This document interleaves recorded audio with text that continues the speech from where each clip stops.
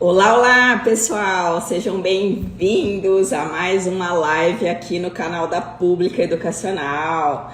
É sempre uma alegria receber vocês aqui. E hoje nós temos um tema super especial, super importante aqui na nossa live, que é o tema da educação especial. Mais uma vez vamos falar desse tema tão importante e que sempre nos traz tantas dúvidas. Mas hoje, sob aí o olhar dos direitos e dos deveres da escola e da família, ok? E também temos uma convidada muito especial, a Jane Haddad. Eu vou convidar aqui a Jane para entrar. Vamos ver, deixa eu ver aqui. Então, para quem está chegando aí, sejam todos muito bem-vindos. Aqui no canal da Pública Educacional, nós procuramos compartilhar a legislação educacional de uma maneira prática e objetiva. Olá, Oi, tudo bem? Aqui no nosso canal. Eu que agradeço. Estou aqui no Lagoa Real, na Bahia. Improvisei aqui uma entrada. Ai, mas você é muito chique, né? Ai, que legal. Acompanhado você aí, todos os cantos do Brasil. Que saudade de você. Também. Te agradeço muito o convite, viu? Vai ser muito bom. Nós que estamos aqui muito agradecidos por você ter aceitado esse convite, tá? Aqui na Pública Educacional a gente sempre faz lives sobre temas relacionados à educação, à legislação educacional. Então o pessoal aqui já está acostumado e sempre fica de olho aqui nos temas. E quando eu divulguei que você ia estar aqui com a gente, todo mundo ficou muito feliz, os nossos alunos aqui no perfil da Pública Educacional. E também espero que os seus seguidores aí também venham aqui conhecer a gente, conhecer a participar desse bate-papo, né, Jane? Lógico, e é muito, muito importante, né? Eu acho que a gente tem que entender um pouco como que a lei funciona para também a gente ter mais segurança naquilo que a gente está fazendo, né? Exatamente. Bom, para quem está chegando agora, sejam todos muito bem-vindos. Só vou reforçar aqui o tema da nossa live. O nosso tema é sobre educação especial, os direitos e os deveres da escola quanto da família. Quem está chegando aí, compartilha com os amigos, aproveita aí para mandar no direct, aí no aviãozinho, para compartilhar com mais algum amigo, com mais algum profissional da educação que se interessa por esse assunto. E para quem não me conhece, quem é novo aqui no perfil da Pública, eu sou a Sarita, sou advogada e especialista na área de legislação educacional, de direito educacional. Já venho aí trabalhando com educação básica pública há alguns anos e agora estou aqui compartilhando essa minha experiência, digamos assim, por meio dos cursos aqui no canal da Pública Educacional. Então, tá muito bom poder ter esse momento com os alunos também, além de fazer o trabalho de consultoria, poder trocar experiências com os alunos através dos cursos. E hoje, mais uma vez, reforçando aqui, estou com uma super convidada, a Jane Haddad, que é professora, é psicopedagoga, psicanalista, tem um currículo aí maravilhoso. A Jane, ela trabalha com alunos da área da educação especial, então ela tem muita experiência. Então, Jane, mais uma vez, seja bem-vinda aqui no nosso perfil. Eu gostaria que você se apresentasse aqui para os nossos... O pessoal que está nos... Jane Haddad, né? Como eu conheci a Sarita na nossa última aventura pedagógica em Londres, através da Beth Educar, foi um encontro assim de almas, né? Porque a gente conseguiu unir as humanidades e o direito de uma forma tão leve. E aí surgiu essa ideia da gente fazer essa live. Eu sou pedagoga, fiz mestrado, todo o percurso na educação e trabalho com a psicanálise. Sempre fui aquela professora que tinha todos os alunos difíceis. E isso me fez galgar um pouco, experimentar esse caminho da inclusão. Eu enxergo a inclusão com enfoque completamente subjetivo, né? Eu brinco que todos nós estamos com necessidades especiais. né? É uma transição de mundo, é uma transição de crenças, valores. Então, entender o que é uma inclusão nos possibilita humanizar esse acolhimento das crianças. Então, é nessa linha, eu trabalho muito a questão do autismo, do déficit de atenção, mas sempre num olhar mais atento, né? O diagnóstico como ponto de partida e não como ponto de chegada, né? Eu brinco muito com essa metáfora. E estou aí trabalhando com a formação de professores, pensando formas de acolhimento, né? Essa forma de inclusão onde a gente não exclui o outro, né? Enfim, acho que é uma construção que todos nós estamos aí fazendo. Ai, que legal, Jane, muito bom. Bom, pessoal, como a Jane já adiantou aqui para vocês, todo esse trabalho aí que a Jane desenvolve na área da educação, ela me contou a partir do momento que a gente se conheceu. E justamente foi por isso que eu fiz esse convite para ela vir aqui no canal da Pública compartilhar um pouquinho dessa experiência.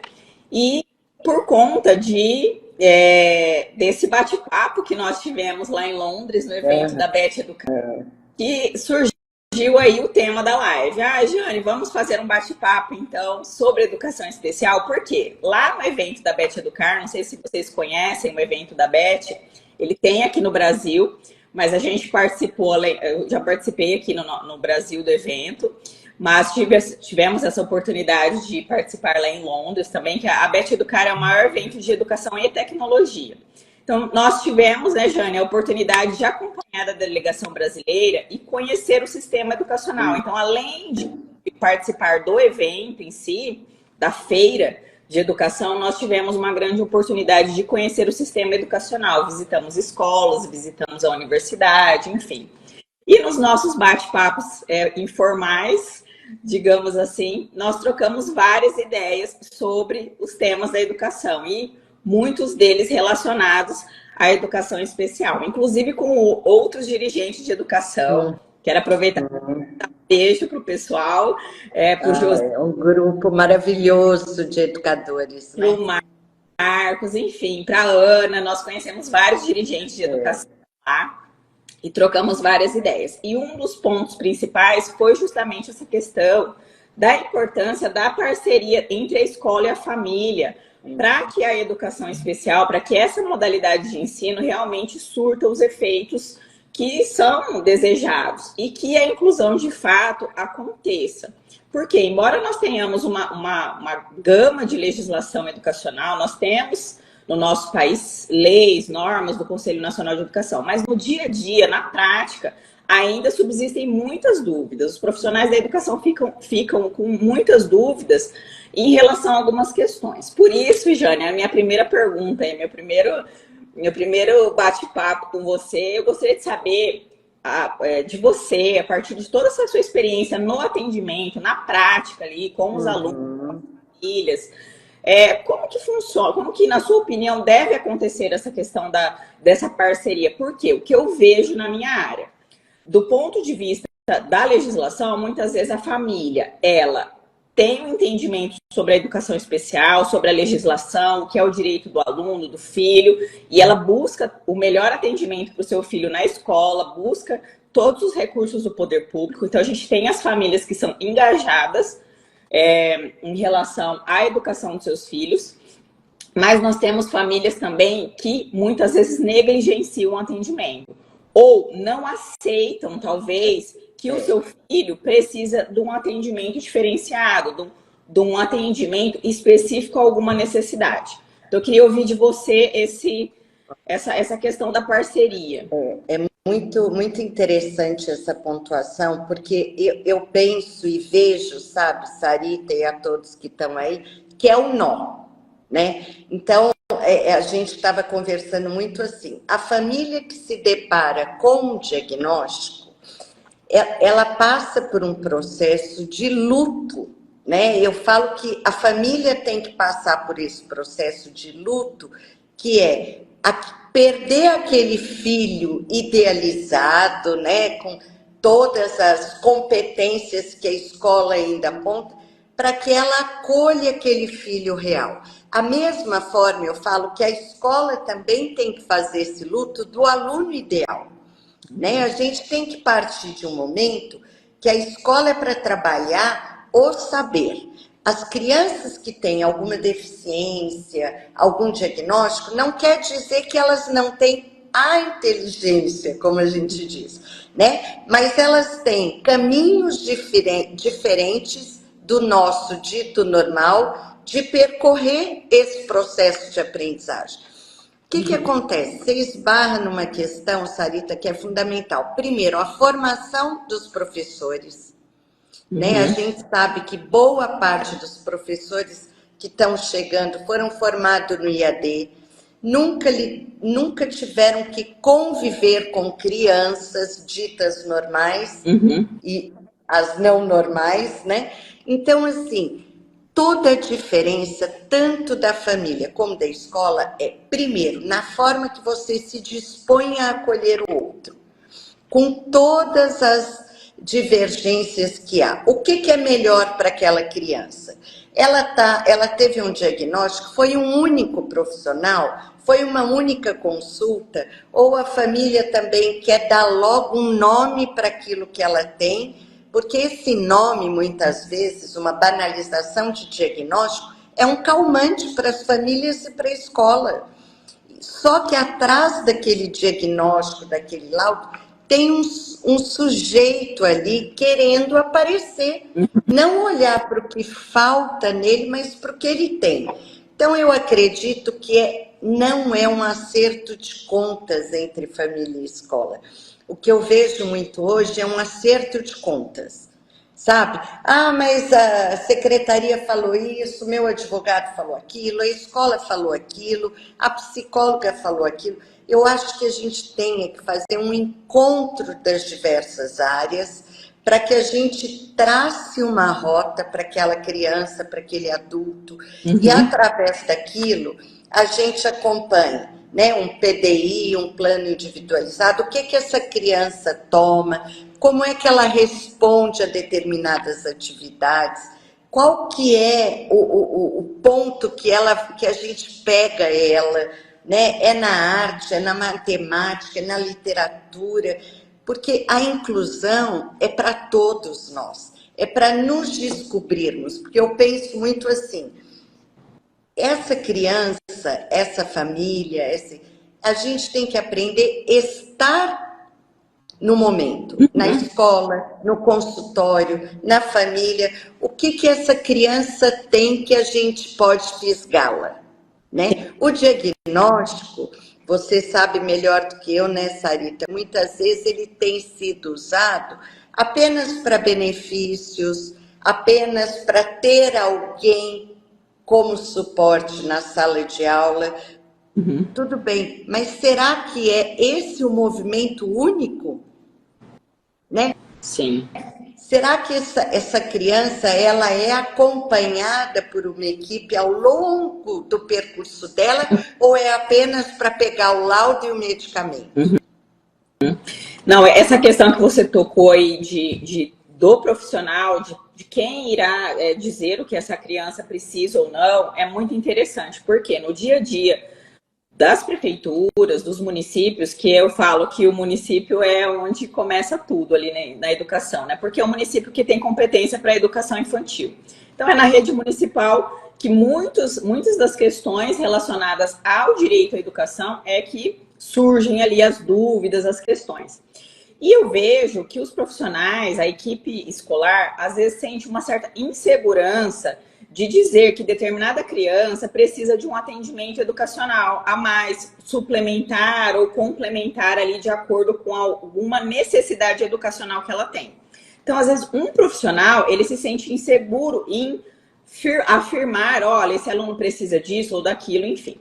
O que eu sempre oriento para os sistemas de ensino que eu trabalho é que, diante, obviamente, da ausência de uma regulamentação maior, que os municípios, que os sistemas de ensino locais formalizem as suas próprias comissões, as suas equipes técnico-pedagógicas, porque aí será a avaliação e a opinião, o parecer, não de um profissional, mas de uma equipe. Então, isso traz segurança para os profissionais da educação, porque, poxa, não sou só eu, professora, que estou dizendo que essa criança está precisando de um atendimento complementar aqui na escola. Mas não, a gente tem ali o professor do AEE, que é especializado na área de educação especial, você tem um psicopedagogo, você tem ali outros profissionais que podem se reunir e avaliar essas crianças, esses alunos. Então, eu tenho orientado muito dessa forma.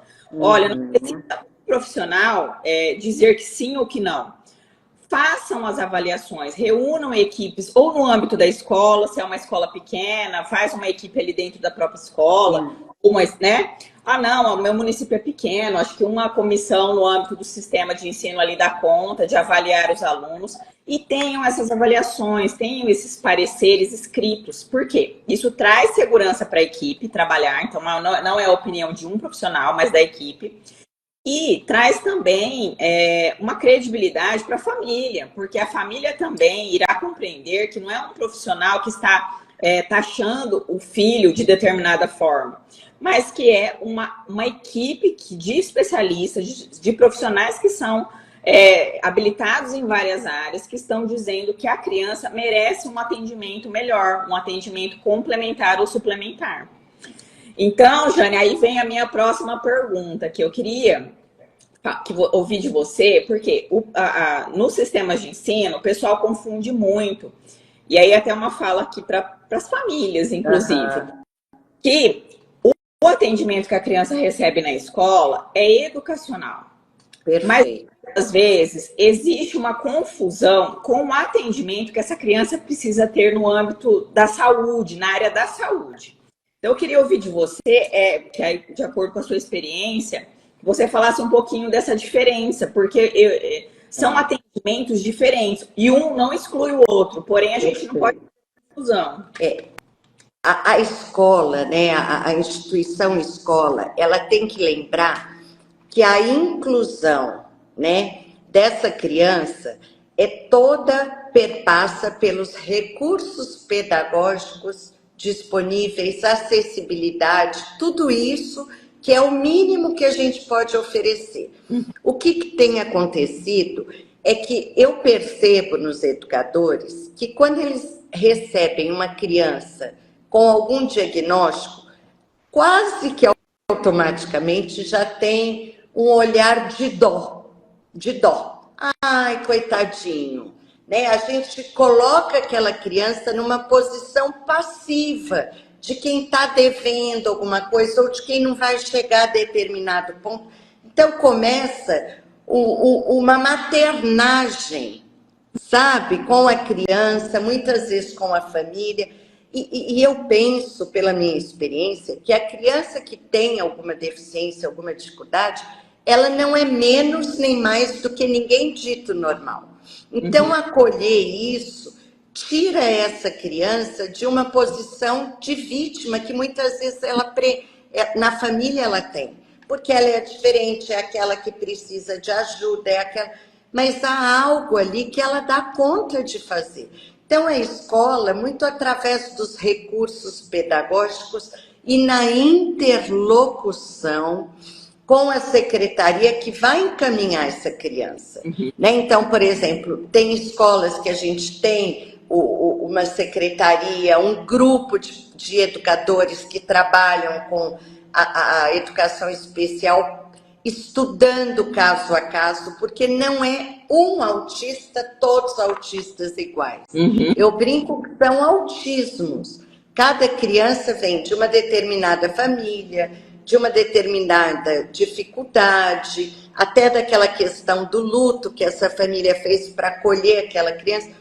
Então, é sempre a conversa, né, Sarita? O versar sobre aquela criança, com uma equipe. Eu tenho muito trabalhado com a ideia de um tutor itinerante. Como a gente sabe das condições da educação pública brasileira, às vezes, por exemplo, eu formo 10 pessoas ali que estão fazendo o curso com você, conhecendo a lei, conhecendo o encaminhamento. Essas 10 pessoas, elas seriam itinerantes no município, para assessorar a escola, para assessorar a família, para fazer essa ponte entre a saúde e a educação, porque escola não é consultório, e consultório não é escola.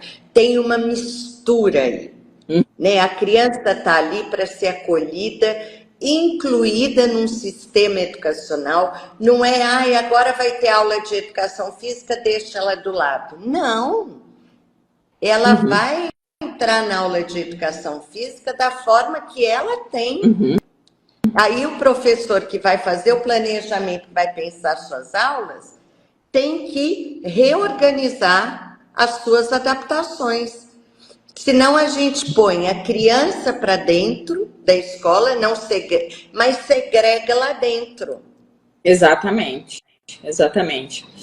E aí, Jane, a gente entra numa outra questão aí, né? Que é a questão do... Você já até falou alguma coisa aí sobre a questão do laudo clínico, do laudo médico. A gente sabe que hoje, pela legislação educacional, não precisa ter um diagnóstico clínico, diagnóstico fechado para a criança receber o atendimento educacional. Eu acho melhor. É educacional e não clínico. Até mesmo, pelo que eu ouço dos profissionais, é que é muito difícil, às vezes, nas crianças muito pequenas, você fechar um diagnóstico, você determinar que essa criança tem isso ou aquilo. Antes de 6, 7 anos, não se fecha nada. E olhe lá. Então, e aí como você vai deixar, você enquanto escola, instituição, vai deixar de oferecer um atendimento para um aluno que a equipe está dizendo que ele precisa do atendimento, né? E você vai deixar de atendê-lo por ausência de um laudo. Então, assim, isso não é o objetivo, né? Mas você vê, Sarita, como que o que a gente está falando é real, né? Porque assim, então é o laudo que vai direcionar todo o processo. Porque muitas vezes, olha, a criança, ela está numa transição de dificuldade, às vezes uma separação, às vezes uma perda, uma mudança de casa, uma mudança de escola. Tudo isso são sintomas que não necessariamente aparecem num laudo, né? E que bom que não aparecem.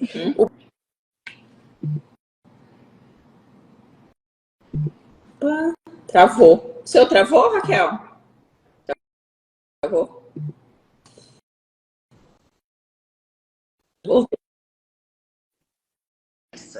Tá ouvindo? Então, agora voltou. A primeira coisa, a criança que não brinca me preocupa, né? Sim. Porque a criança, ela diz na brincadeira. E aí eu pergunto, então eu tenho que encaminhar ela porque ela não brinca? Não. Eu tenho que aguçar esse olhar pedagógico, para que essa criança seja inserida no meio dela. E a partir dali, ver quais as habilidades, né? A gente tem toda uma base que nos direciona, com todos os furos, né? Que qualquer uma tem, que eu acho que a educação ela é de cada um. Agora, o que me preocupa é que, assim, se não tem laudo, abandona a criança. Se tem laudo, abandona. Não é? Porque é o que a gente está vendo. Eu outro dia assisti uma reunião pedagógica que eu fiquei impressionada. Educadores, professores, o laudo tal, cadê essa criança? Como é que ela tá sendo olhada? A partir de qual lente? Né? Eu acredito que a gente não tem todas as respostas, a gente está longe de abrir um caminho, mas, por exemplo, a gente falou aqui de Londres, né? Que a gente foi conhecer o sistema educacional e tudo. Ali, aqueles que têm menos são mais olhados pelo setor público, pelo setor...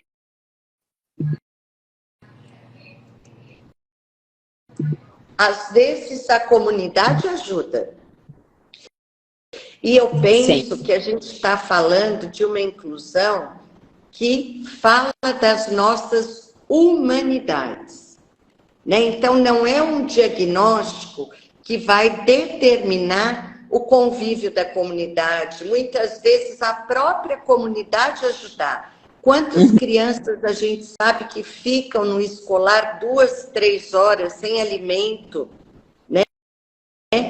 Como que a gente vai pensar em termos de comunidade? Olha a discussão do território aí, né? E a gente está lá atrás tentando diferenciar uma deficiência de uma alta habilidade, de uma...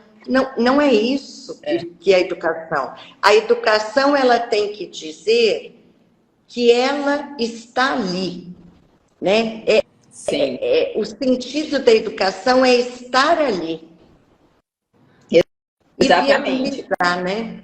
E por isso que cada criança tem a sua individualidade, a sua particularidade. Não dá para a gente definir uma estratégia, ou enfim, um tipo de atendimento e colocar todas essas crianças no mesmo atendimento. Se a gente analisar, pelo menos falando um pouquinho da minha área, da parte de legislação, está muito claro que cada criança precisa ser avaliada e precisa ter um planejamento, precisa ter um plano de atendimento de acordo com as suas necessidades educacionais, independentemente se ela tem laudo, independentemente se ela faz um tratamento clínico ou terapêutico na área da saúde. Aí é bacana ter essa comunicação intersetorial dos municípios, em fazer os encaminhamentos para a saúde, para assistência social. É importante isso, mas não que a escola vai absorver todas essas demandas. E é interessante quando você fala isso, Sarita, porque você está me dizendo exatamente o que eu penso. É a questão do olhar, né? Então, assim, a gente trabalha na educação e na clínica também, com a questão das hipóteses, né? Então, a partir do momento que a gente olha, escuta aquela família, conversa com os nossos pares, a gente começa o quê? A identificar riscos que pode ter aquela criança ou não. Mas isso não nos dá o direito de diagnosticar, nem de ficar falando para a família que determinado aluno está tomando um remédio, que ela ficou muito bem, né? A gente vê muito isso com déficit de atenção. Quem mais indica medicamento são pais e professores. Porque depois que meu filho começou a tomar, ele presta atenção. Gente, se fosse tão simples assim, né? Não é à toa que a cada esquina abre-se uma nova farmácia. Sim. Porque virou uma indústria do sofrimento. E a educação é o carro-chefe. Né? Eu falo isso. A educação está ajudando a indústria do sofrimento se erguer. Infelizmente, é isso que tem acontecido, né? E aí, Jane, fazendo aqui um contraponto aí... uma outra coisa que eu vejo e que eu sempre ressalto, por como eu trabalho com os profissionais de educação, ali no dia a dia da Secretaria de Educação, eu sempre falo para os profissionais, profissional da educação, vocês são as autoridades competentes nesse assunto. Nossa, perfeito.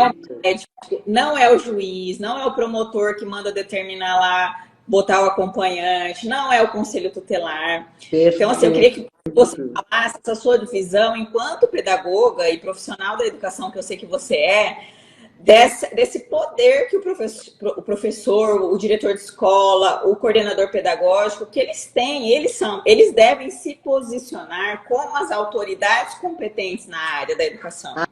Para precisa ou não. E é muito interessante porque, assim, a educação, ela recebe laudos, né? Isso. E aí no laudo vem assim, favor colocar a criança tal no primeiro lugar da sala, disso aqui. E ela assume aquilo como um imperativo, né? Eu falo que o educador, ele está precisando, é uma palavra meio modinha, se empoderar do seu ofício. Né? Porque assim, o médico, ele é muito competente dentro do consultório dele, dentro da clínica, ele não sabe como funciona uma sala de aula, como funciona uma escola. Uhum. Quem é a autoridade? Vamos pensar, autoridade como a bússola. É quem está dentro da escola, do projeto político-pedagógico para garantir a aprendizagem da criança, acessibilidade, dentro da escola são os educadores. O problema é que eles começam, eu não vou fazer isso porque o Ministério Público vai vir em cima, eu não vou fazer aquilo porque o médico mandou isso. Onde que está o educador que sabe do seu ofício? Uhum. Eu pergunto muito isso, né? Porque, ok, o menino tem que sentar na frente, mas será que na dinâmica daquela sala de aula, o melhor lugar é na frente? Uhum. Às vezes não é. Ou será que a melhor dinâmica é uma roda? Né? Então, esbarra em coisas que a gente tem que rever. Né? Mas o educador, o professor, o próprio secretário de educação, ele tem que se empoderar daquilo que ele faz. Oferecer formação como uma porta entreaberta, porque eu sou do tempo, Sarita, que quando eu queria estudar sobre educação especial, eu ia buscar minha formação. Eu não esperava a escola, o município me dar. Porque aquele é o meu trabalho, aquele é a minha escolha. Então, eu sou um educador que não... Sim. Ele não pode continuar na educação, porque hoje a gente recebe crianças de uma diversidade, e se para cada uma a gente quiser dar um nome, a gente vai ter, assim, patologias diversas. Sim. O que eu acho hoje? O educador tem que acreditar no trabalho dele e fazer a diferença. Mas o educador está adoecido. Todo mundo está adoecido. O mundo está adoecido. Sim. Só que cabe à educação cumprir o seu papel com aquelas crianças. Às vezes, a criança da educação pública tem na escola a única oportunidade na vida. Sim, realmente. Diferente de uma criança que tem acesso a uma instituição privada, a um psicólogo, a um neurologista. Na educação pública, muitas vezes, essa mãe, esse pai, quando levam a criança, eles atravessam municípios, voltam com a criança, né? Então, assim, é algo que a gente tem que pensar muito ligado àquele olhar assim. E se eu calçar o sapato dessa mãe?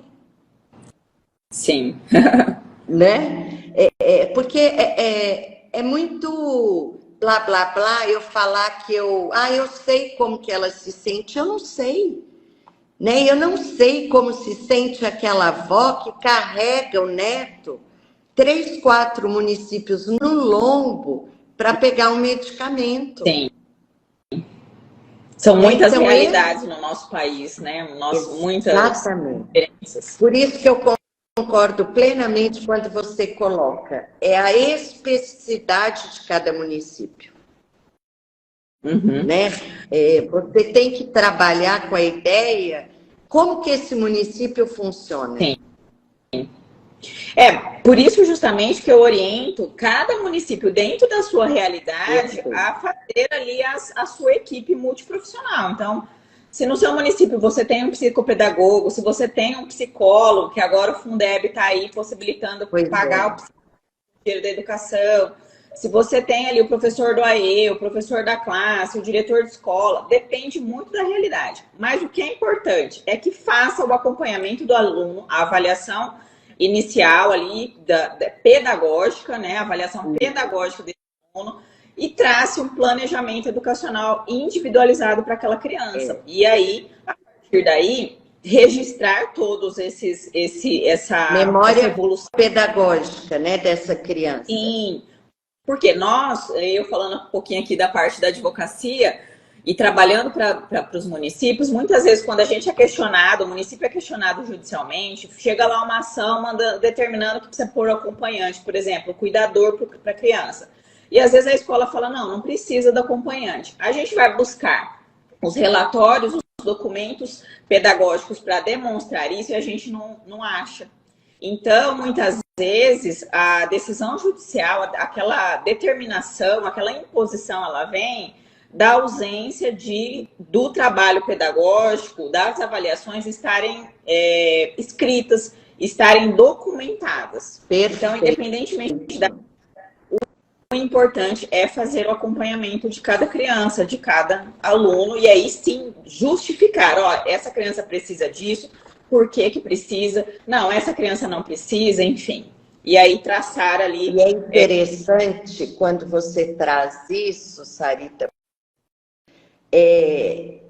como os pais, muitas vezes, buscam um nome para aquilo, a escola acaba se precipitando, né? Muitas vezes solicitando um encaminhamento, sendo que não há registros das séries anteriores, períodos anteriores. E aí, uma dificuldade, ela não vira possibilidade. É como se aquela dificuldade fosse imutável. Porque a partir do momento que a criança recebe um laudo, aquilo para a família é uma outra realidade, né? Então, quem vai praticamente colocar essa família com o pé no chão é a escola. É a escola, né? Porque a escola tem o olhar pedagógico. A gente sabe que transtorno, né? Eu brinco muito isso. Transtorno é algo que está em torno. Transtorno não quer dizer que é uma deficiência. Sim. Às vezes é uma dificuldade da criança lidar com situações que ela não tem recurso. Então, a partir do momento que eu colo um rótulo, ela não vai desenvolver aqueles recursos, porque a família vai começar a trabalhar com ela como algo imutável. Ah, meu filho é assim mesmo. Meu filho tem problema. Para acrescentar isso que você está falando, né? Só para pontuar aqui a nossa fala, até quero a Regina Delarco, aqui de Monte Azul Paulista, tá aqui acompanhando a gente. A Regina é minha clientaça maravilhosa, não sei se você conhece ela, de Monte Azul Paulista. Não, ela tocou num ponto fundamental, né? O médico faz uma consulta de 10 minutos e já dá o aluno que a criança é autista, né? É isso, olha que engraçado, porque na década de 80, 90... era a hiperatividade, o transtorno do déficit de atenção. Agora é o autismo. Mas, por outro lado, e eu acho muito interessante a educação aprofundar isso, porque o espectro autista abriu tanto que hoje eu e você estaremos dentro dele. Né? Então, considerar que é uma outra geração, que é um outro tipo de memória, de atenção. Sim. Né? Que legal. Eu considero um diagnóstico em estado físico, né? Sim, Eu participei, acho que foi ano passado, não lembro agora mais ou menos a data, mas de um evento na USP, aqui de São Paulo, né? Na USP, São Paulo. Sobre autismo, sobre os direitos dos alunos, e aí eu fiquei surpreendida porque vários dos professores e palestrantes que estavam no evento são autistas, mas diagnosticados adultos, com 38 anos, e muitas vezes o diagnóstico do adulto vem por conta de, às vezes tem um filho e tal, e aí vai investigar, quer dizer... É muito o que você disse. O aluno ele tem que ser tratado e receber um atendimento de acordo com a sua necessidade, independentemente de ter um diagnóstico, um laudo, um documento. Tratar aquele aluno e dar ali o suporte que ele precisa, suplementando ou complementando esse atendimento de acordo com o que ele precisa, né? Independente desse rótulo, desse documento. E sabe uma coisa que eu acho importante, que completa isso que você está falando, que é assim, quando eu recebo um aluno ou um paciente, vamos pensar, ele vai até onde o adulto aposta nele. Então, eu acho muito interessante quando você toca no ponto, Sarita, da autoridade. Né? Quando o professor é uma autoridade, ou seja, a criança tem um laço de confiança com ele, e ele aposta naquela criança, ela vai. De repente, o professor que não aposta, a criança não vai. Sim. Né? Depende muito desse tratamento, desse acolhimento da equipe escolar. Exatamente. Aproveitando aqui que eu vi uma pergunta, o pessoal está perguntando aqui da questão da dislexia e do TDAH. Eu não sei a opinião da Jane, mas o que eu tenho falado, inclusive no curso de educação especial que a gente está rodando agora, está com inscrição aberta de um curso de educação especial, mas que a gente aborda a parte aborda a Política Nacional de Educação Inclusiva, falo de todas as resoluções do Conselho Nacional de Educação. Olha aí. Inclusive, trago modelos de documentos, de atos normativos para as equipes de educação local baixarem. Então, preciso compor minha comissão técnico-pedagógica, tem modelo de portaria. Porque, às vezes, o pessoal da educação, eles querem até normatizar, uniformizar ali o procedimento para as escolas, mas não tem todo esse material. Então, é bem legal que eu trago aí no curso esses documentos também que servem de norte para as Nossa, perfeito, Sarita. Me manda que eu quero divulgar. E talvez até fazer. Vou mandar assim. Claro, você já pode. Eu vou mandar o link aí para você, pessoal. Porque eu acho que é isso. A gente tem que conhecer essa parte para poder atuar na parte pedagógica também. Isso. E aí, o pessoal perguntando aí da dislexia, do TDAH, o que eu tenho verificado? Eu não sou profissional da saúde, sou profissional aí da área do direito e analiso a legislação. A legislação, ela evoluiu, como você também colocou aqui. Se a gente pegar lá na Constituição Federal, ela falava do portador de deficiência. Então, a priori, o direito, falando de educação, era portador de deficiência. Mas e quem tem transtornos, quem tem altas habilidades, superdotação? A legislação evoluiu, a legislação infraconstitucional, então a gente tem LDB, depois veio as diretrizes do Conselho Nacional de Educação e foi ampliando esse leque. Por quê?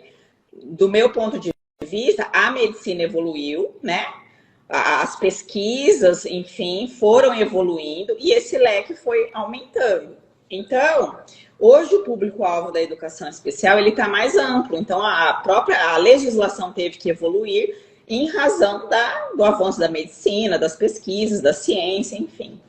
E essas crianças com dislexia, com TDAH, a gente tem uma legislação, se eu não me engano, é de 2020, o nome, que fala que essas crianças precisam ter um atendimento na rede, um atendimento educacional. Eles não usam claramente ali na lei, é uma lei de alguns artigos, não traz tantas informações para a gente, mas fica claro que a escola precisa oferecer o atendimento. E aí? Mas se a gente pegar a diretriz lá do Conselho Nacional de Educação, não está escrito que quem tem dislexia tem que ter um atendimento educacional. Tá, mas se a escola, e aí a minha orientação é sempre nesse sentido, se a escola identificou que essa criança precisa de um atendimento complementar ou suplementar, por que não oferecer? Independentemente se é dislexia, se é TDAH, se é autismo. Porque muitas vezes, eu volto à questão do diagnóstico, muitas vezes o aluno autista, ele tem outros transtornos associados ali, que muitas vezes se confundem. Estou falando aqui, pessoal, mas é do que eu leio, tá? Sim. Que muitas vezes o diagnóstico ele demora para ser fechado, porque algumas características, elas se confundem. Então, às vezes a criança que é autista, mas ela tem outros tipos de transtornos, enfim. E aí, eu oriento dessa forma, que a escola que tem que avaliar, voltando na questão, a escola avalia, independentemente se é TDAH, se é dislexia, se é autismo, se é algum outro transtorno, se é altas habilidades, e define, essa criança está precisando, por um período, passar por um atendimento complementar ou suplementar no contraturno, ali no AE, frequentar o AE, e lembrando que não é porque a gente ofereceu, a escola ofereceu um tratamento e avaliou que naquele ano letivo a criança precisa desse atendimento, que o resto ali da jornada escolar dela, ela vai precisar. Porque uma dúvida que eu vejo que o pessoal fala, mas a gente vai taxar a criança, vai marcar a criança como criança de educação especial? Não é. É você oferecer um atendimento no ano letivo e a cada ano ou semestre fazer as avaliações. Isso. E eu acho que o PDI, né, ou o plano individualizado, ele garante isso. Porque o meu questionamento pedagógico é isso. Porque às vezes a criança, naquele momento, naquele ano, ela está passando por uma grande perda, ou ela não adaptou com a professora. Vão aparecer sintomas que não podem virar doenças, mas acabam virando, né? E o déficit de atenção, a gente tem que tomar muito cuidado, mais do que nunca, porque a gente está numa sociedade hoje extremamente compulsiva pelo fazer, pelas imagens. Então, o que acontece? Isso alterou o tempo de concentração da criança, alterou a forma com que ela interage com uma aula que é mais parada. E tudo isso tem que ser considerado. A questão da memória. Tem um amigo meu que ele fala, né? A criança hoje, ela fica no máximo 20 segundos numa tela. As nossas aulas são baseadas em 40, 50 minutos, quando não mais. Né? Então, quando a gente fala de um avanço da legislação, eu penso que a legislação também se humanizou, né? Sim. Ela também entende que você não precisa de um diagnóstico para fazer o seu trabalho. Exatamente. Eu compartilho desse entendimento. Né? Porque se a determinada criança está com alguma dificuldade, como é que nós vamos tratar a dificuldade pedagógica? Pode falar. Não, estou vendo o pessoal citando sobre o parecer lá do Conselho Nacional de Educação, o famoso parecer 50.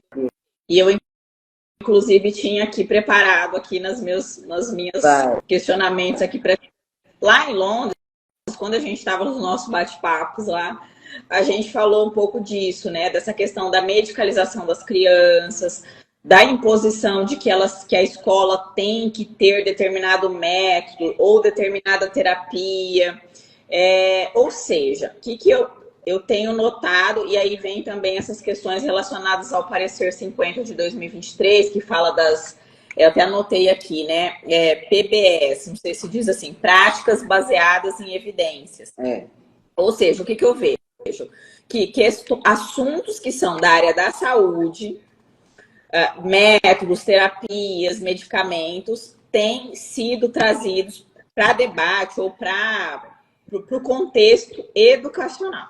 Então, aproveitando a pergunta aqui do nosso colega, aqui do professor, queria aqui saber sua opinião sobre esses temas, ou se você tem uma opinião sobre o que eu acompanho desse método Previdência é algo que vem da saúde de novo. Né? E a saúde, ela trabalha com a doença ou com a saúde. Então, assim, eu acho que, de novo, tem um risco da gente uniformizar. Tirar a subjetividade da educação. Porque, pelo que eu acompanhei, né, nesse método, ele é muito específico para determinados grupos. E eles mencionam a educação. Sim. Né? Mas tudo que é baseado em evidências me preocupa um pouco na educação.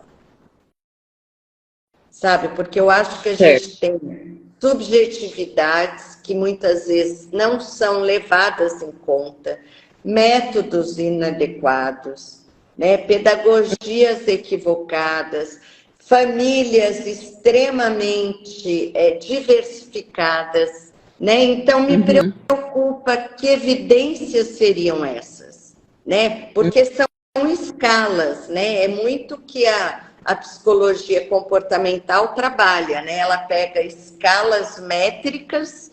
A criança não concentrou. De 0 a 5, ela está dentro desse espectro. E não tem como, em métodos de evidências, você considerar a subjetividade, por mais que falem que consideram. Né? Entendi. Então, eu tenho muita resistência, porque eu acho que a educação, ela passou lá no seu início como algo focado na saúde, né? As crianças que tinham algum problema eram retiradas do sistema educacional e hoje elas voltam, tanto é que a gente acompanhou aí a luta de quererem voltar com a escola separada, né? Fato é que a sociedade é diversificada. A gente vai ter que aprender e nos educarmos para lidar com todos os tipos de inteligências, de cognição, de situação emocional. Eu estou aqui me lembrando do Adorno, aquele filósofo que estudou os campos de concentração, e ele diz assim: a educação que quer evitar repetição precisa se concentrar na primeira infância. Porque eu vejo, sabe, Sarita, que a gente está repetindo um modelo que nós já tivemos. Sim, olha só. Mas, assim, é um olhar, como é que fala? Muito meu, né? Assim, por exemplo, essa semana passada eu recebi um laudo de um menino com o nome de outro menino. Aí eu nem entendi, questionei. Recorta, copia e cola. Esqueceu de trocar o nome da criança. Então, assim, baseado em escala, a gente tem que cuidar da educação para a humanidade, porque quem está correndo risco de extinção é a humanidade. Né? Falando exatamente isso, a Regina sabe como é, né? Vem lá até os atestados e as decisões judiciais. A gente vê que é um copia e cola. Exatamente. Às vezes o pessoal nem lê, não entende, assim, é o copia e cola, não analisa caso a caso, e aí vem. Mandar um oi aqui pro doutor José Roberto, também está aqui acompanhando a gente. Um beijo, doutor, obrigada por você estar aqui. A Regina está rindo aí, né? Regina, que é porque nas decisões judiciais são a mesma coisa. Eu vi aqui que tem uma perguntinha que passou sobre a questão do número de alunos por sala, pessoal perguntando, vou responder rapidinho. Ótimo. Porque não existe na nossa legislação educacional nenhuma normatização, então, assim, nem na LDB, na Constituição Federal, nem nas diretrizes do Conselho Nacional de Educação, não existe assim, um professor precisa atender no máximo X alunos da educação especial, na classe regular, pode ter no máximo tantos alunos de educação especial. Não existe. O que pode acontecer é que, de acordo aí com a competência que a LDB dá para os municípios, como sistemas de ensino autônomos, é que eles podem baixar suas normas complementares.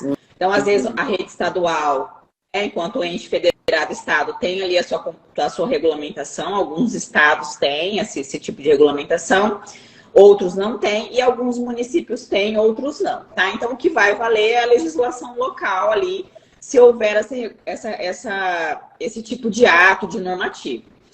Sarita, mas existe então um parâmetro? Não existe um parâmetro. O que eu sempre oriento é o seguinte, que se a gente analisa a legislação educacional, a ideia de inclusão, ela vem no sentido de proporcionar para o aluno, da público-alvo da educação especial, ali o aluno com alguma deficiência, algum transtorno, a possibilidade de ter o convívio social com os outros alunos. E, ao mesmo tempo, para os demais alunos também terem a experiência de conviverem com alguém que é diferente deles. Então, essa é a ideia de inclusão. Então, a inclusão, ela não é para beneficiar só o aluno da educação especial, ela é para beneficiar todos os membros da equipe escolar, professores, alunos, para todos conviverem com as diferenças, e não só de deficiência, enfim, de todas, né? Se a gente falar aqui de raça, enfim, a inclusão é isso, todos precisam se beneficiar. Então, se todos precisam se beneficiar, cabe ali a gestão escolar tentar distribuir da melhor forma possível esses alunos nas diferentes séries e anos ali de acordo com aquela faixa etária do aluno, tá? Mas às vezes pode acontecer, e aí tem essa pergunta vem, porque às vezes os professores ficam bravos, assim, nossa, mas na minha sala eu tô com 4 alunos, enfim, da educação especial, e na outra sala não tem, enfim. Mas o que acontece? Às vezes, se o município é pequeno, ou a escola, às vezes você só tem um primeiro ano, ou um segundo ano, Então, de acordo com a faixa etária daquela criança, não tem mais séries ou anos ou turmas para você distribuir, tá? Então, cabe aí um olhar da gestão educacional, daquela escola ou do sistema de ensino, de, na medida do possível, fazer essa distribuição. Obviamente, para não haver ali na verdade, privar os outros alunos das outras séries e dos outros anos de também conviverem com esse aluno e, ao mesmo tempo, não sobrecarregar o profissional, porque a gente sabe, né, obviamente, que tem alunos de educação especial que precisam, sim, de apoio, precisam de acompanhante, precisam do cuidador, da pessoa que leva ao banheiro, que faz a higiene, a alimentação. Então, assim, cada caso é um caso. Então, mas do ponto de vista da legislação federal, pessoal, não existe parâmetro, tá? Cabe aí a realidade de cada município. E eu falo que a realidade da gestão escolar em tentar distribuir da melhor forma possível, para que todos se beneficiem da inclusão. Né? E penso, sabe, Sarita, que quando a gente está falando de educação especial, a gente tem que praticar sempre a dúvida, né? Duvide, questione, né? É um exercício diário, né? Mas isso, passou um mês, e aí?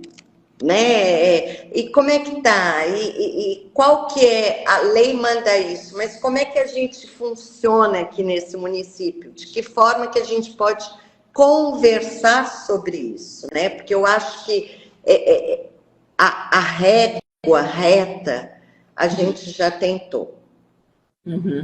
O José perdão, pode falar. Não, era isso.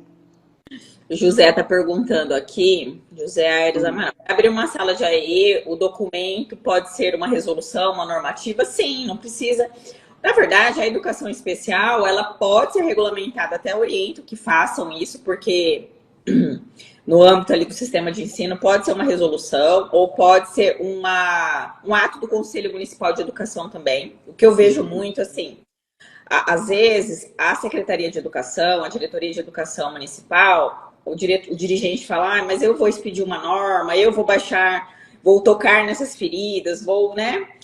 E às vezes o dirigente não precisa tomar essa decisão sozinho. A gente muitas vezes esquece que no âmbito do município existe o Conselho Municipal de Educação, que é um órgão coletivo. Ele é um colegiado, do mesmo jeito que a gente tem o Conselho Nacional de Educação no âmbito nacional, e nos estados a gente tem os conselhos estaduais, o município tem o seu Conselho Municipal de Educação e que essas questões podem ser regulamentadas ali pelo Conselho Municipal. Então, não é uma normativa só de um dirigente de educação ou de um secretário de educação, mas é de um órgão colegiado, tá? Então, várias questões relacionadas à educação especial, eu oriento que faça, sim, a normativa para dar clareza para a equipe, porque o que eu vejo, Jane, às vezes acontece o seguinte, uma escola está fazendo de um jeito, outra escola está fazendo de outro. Então, assim, cada equipe, cada diretor de escola está agindo de uma forma. Por quê? Porque não tem uma coordenação da Secretaria de Educação ou da Diretoria Municipal de Educação. Não existe uma uniformização. Não estou falando aqui de atendimento do aluno. O atendimento do aluno é individualizado. Porém, os recursos, a forma, os procedimentos precisam ser uniformes. Por quê? Uma escola não pode agir de um jeito, outra de outro. Por que uma criança está recebendo um atendimento e a outra não está tendo a mesma oportunidade desse atendimento. Então, isso cabe à gestão educacional, cabe à Secretaria de Educação, à Diretoria de Educação, normatizar alguns procedimentos para que todos os alunos possam ter a oportunidade ou o direito de receber o mesmo atendimento, os mesmos recursos, tá? Então, eu sempre recomendo que tenha, assim, essas normativas locais. Isso pode ser feito pelo... Ótimo. Bom, eu vou ler uma perguntinha aqui que mandaram. A Raquel tá no help aqui. O mesmo profissional de apoio escolar ou acompanhante pode atender mais de um aluno? Isto porque estamos recebendo decisões judiciais determinando que o acompanhante para o aluno, mas que, segundo a opinião pedagógica, não precisaria. Ou poderia ter o acompanhamento compartilhado com outro aluno. Essa questão do acompanhante, Jane, também é o que a gente delicada, né? Bem, o juiz determina, chegou lá pedido de acompanhante ou cuidador, o juiz nem ouve a escola, não ouve a Secretaria de Educação, não quer nem saber qual é o atendimento que essa criança está tendo e já manda colocar o profissional. Só que muitas vezes o que eu ouço da parte pedagógica, eu queria ouvir a sua opinião também, é que nem todos e isso a legislação, interpretando a legislação, a gente vê isso, né? Que nem todos os alunos de educação especial precisam ter um acompanhante. Uhum. Ele tem autonomia, ele socializa. Por que você vai colocar um profissional ali, uma pessoa do lado dele, todo sendo que ele não precisa? Isso, na verdade, gera uma exclusão. Né? Exatamente, concordo plenamente com isso. Porque, do ponto de vista legal, a gente vê isso, que cabe à escola, mais uma vez, avaliar e determinar se esse aluno precisa ou não do acompanhante. E qual é o perfil desse profissional? Às vezes, que eu vejo, por exemplo, uma criança que é cadeirante, por exemplo, tem uma deficiência física. Na sala de aula, ele interage, ele participa das atividades, ele acompanha. Por que você vai colocar um cuidador ali o tempo todo com ele dentro da sala de aula? Não precisa, né? Mas pode ser que ele precise de uma ajuda para ir na hora do intervalo ir até o banheiro, alguma ajuda na alimentação. E às vezes os próprios colegas, né? Exatamente. Exercitar esse cuidado entre eles, né? Nossa, eu acho isso de uma riqueza quando a escola permite, né? Prepara os alunos ao lado, né? Muitas vezes chama os pais desses alunos para falar na sala como que faz, né? Eu acho que inclusão é isso. Teve uma época que a gente assessorou uma escola que o menino tinha que usar um tubo de oxigênio carregando e tudo. Então, o que a gente fez? A gente preparou a turma, levamos a mãe uma semana antes para falar para os colegas como que era e tal, e ele foi super incluído na sala, mas as crianças são parte do processo de inclusão. Não é só o professor, não é só o gestor, é a família, trazer os outros, porque senão vai ter lá um aniversário, aquele já está excluído. Né? A gente tem que trabalhar com esse outro olhar. Sim. Por isso que eu falo, a gente está engatinhando. Quem que sabe lidar com aquela criança? É a professora? É a mãe? É a avó? Convida ela para uma roda de conversa. Sim. Né? Traz essa família. Então eu penso muito isso, né? Essa coisa da gente reinventar. Eu tenho um pouco de dificuldade com essa palavra, mas eu não vejo outra melhor. Eu acho que o século XXI é um século que a gente vai ter que reinventar, baseado no nosso conhecimento técnico, né? Baseado no projeto de humanidade que a gente quer construir junto. Sim. Né? E no cuidado, em rotular, em falar, na gentileza. Acho que é isso mesmo. Bom, pessoal, nós estamos aqui já com 1 hora de live. Eu quero agradecer a Jane. Eu acho que a gente conseguiu responder bastante coisa que eu fui acompanhando. O pessoal aqui da equipe também foi me passando. mas o tempo é curto, a Jane está aí na Bahia. Fazer outras, né? Peço desculpas pela imagem que não está tão nítida, né? Às vezes, mas na próxima, gente, eu vou me organizar melhor. Sim. Mas assim, eu não podia deixar de atender a Sarita, assim, me ensina muito. Maravilhosa. Ó, a live vai ficar gravada assim, pessoal. Eu quero aproveitar, então, para mais uma vez agradecer a Jane. Eu que agradeço. Eu espero que nós tenhamos outras oportunidades aí de se encontrar, enfim, de compartilhar nossas experiências. Quero agradecer o pessoal. E me manda a divulgação do seu curso, que eu quero mandar para várias pessoas. Ai, obrigada. Ó, já que a Jane está falando do curso aí, pessoal, vou fazer meu merchan aqui, ó. O curso de educação especial, aspectos legais e práticos, está com inscrições abertas. Quem tiver interesse, o link está na bio aqui do Instagram da Pública, tá? Só clicar lá.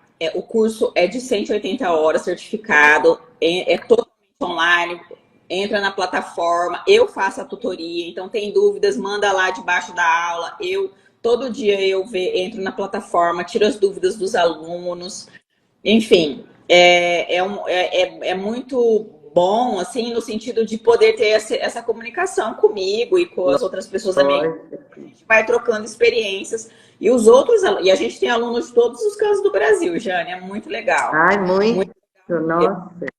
Então, quem tiver interesse, o curso está com inscrições abertas. E o melhor de tudo, é o que eu falei para vocês há pouco, tem um banco de modelos de atos normativos lá. Então, tem vários documentos escolares que vocês podem, né, os alunos podem adaptar para a sua realidade e facilitar ali o trabalho da equipe escolar, tá? Então, quem tiver interesse, está na bio, tá? Jane, faz suas considerações finais aí. Olha, queria agradecer muito o convite, né? A gente teve um encontro de almas, né, em Londres, um ambiente frio, onde os corações se aqueceram. Então, eu acho que o que vale na vida, na educação, são esses encontros de alma. Queria agradecer por ver você, né, uma advogada com esse olhar tão sensível, e é isso que a educação está precisando, e dizer a cada um de vocês, aos que vão assistir depois, que não percam a esperança, né? Toda dor pode ser suportada se sobre ela puder ser contada uma história, já dizia a Hannah Arendt. Então, que a gente possa compartilhar as nossas dores de uma forma, lembrando que não tem aprendizagem, não tem crescimento, não tem vida sem ter a dor. Mas como a gente vai lidar com as dores da educação é no compartilhamento de ideias sem ter razão, né? Então, exercitar a dúvida, questionem. Queria te agradecer muito e te parabenizar por esse trabalho lindo. Ai, Jane, eu que agradeço. Ó, sem palavras, você disse tudo, foi um encontro de almas lá. Foi mesmo. Muito rápido, muito fácil. E eu espero que os nossos caminhos continuem se cruzando aí na educação. A gente faz um pouquinho, eu faço um pouquinho, né? Cada um de nós, né? Você já é maravilhosa, super indico também, pessoal, para os meus alunos, para os meus clientes da Secretaria de Educação. A Jane, a palestra da Jane é sensacional. E aí, muito obrigada. Um beijo. Até a próxima. Com certeza vai ser um sucesso. Manda o link do curso que eu quero divulgar. Mando sim. Mais uma vez, muito obrigada. Eu que agradeço. Mais. Obrigada. Beijo. Tchau, pessoal. Obrigada. Tchau.